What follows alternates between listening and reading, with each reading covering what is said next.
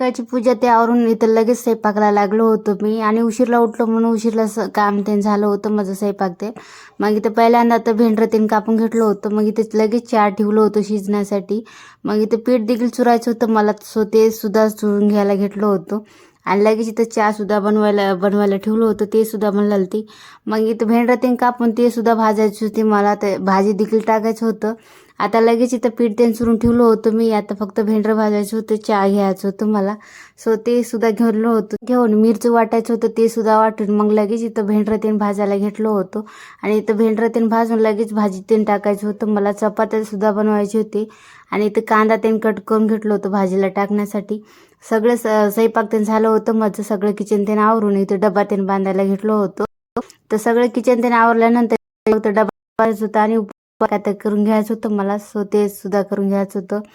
तर सगळी कामं झाली होती माझी, आणि छान असं रांगोळी देखील काढलं होतं खाली हळद टाकून थोडंसं. चला भेटू उद्याच्या व्हिडिओमध्ये. बाय.